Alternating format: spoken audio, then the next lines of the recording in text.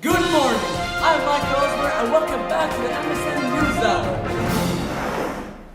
Today we have a burning issue to debate on and to support me in this connection. I have Mr. Chang from Korea and the Russian soldier, Mr. Tereshkov, with his leg cut off after the bomb on the 38th parallel. The war waged between the US and the USSR in the name of the civil war in Korea is still a topic of controversy. Who was right, the Korean USSR or the Americans? Be with me for a while and we will find the answer. And we will find an answer to the question. Let us first transfer to the first in the panel, Mr. Chan. Hello, Michael. I'm at the 38th parallel, which divides North Korea and South Korea. Have you ever thought of what the Americans really did? American troops got involved in the Cold War by entering in South Korea's behalf. In the name of opposing communism, Americans were really murdering the innocent lives in Korea. After causing a lot to North Korea, massacred thousands of people, even the attempt of going for a fashionable armistice in the year 1950 has to be viewed with a lot of suspicion.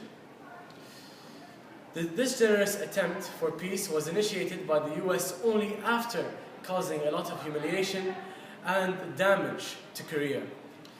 The fact remained that the US had the fear that when North Korea joined with Russia and China, the resultant war was going to be heavy for them. The data speaks volumes. Almost 5 million civilians and soldiers, 10% of the total population of the country, lost their precious lives in the name of this war. USSR, on the contrary, stood more humanitarian and sent 20 doctors to Korea to take care of the wounded people. American interference in Korean War was just the result of their false ego. Their supremacy in the field of weaponry was questioned when the Russians exploded an atomic bomb in the bridge. Now it's time for us to listen to a voice from Russia. Can you hear me? I would like to call your attention to the history of the Truman Marshall Plan, which did everything possible to ward off the growth of a pro-communist country. President Truman directed the National Security Council, NSC, to conduct an analysis of Soviet and American military capabilities. In its report, known as NSC 68, the Council recommended heavy increases in military funding to help contain the Soviets. The Truman administration also faced internal criticism regarding its commitment to anti-communism at home.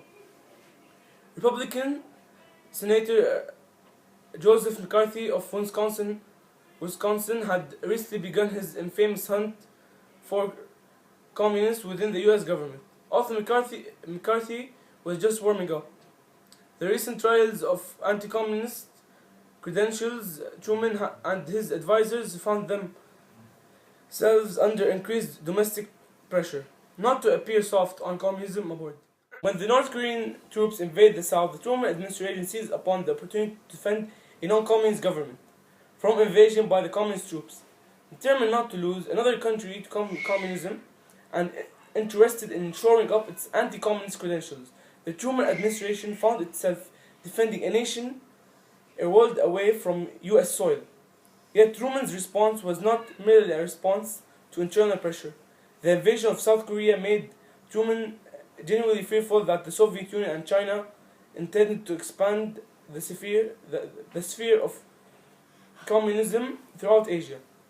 Therefore, it's very evident that the irreparable loss that Korea had was just in the name of the political and personal interest of the President of the US, Truman. Thank you for your patient listening. Follow us for another controversy tomorrow morning. This is Michael Ussr on MSN News, signing off.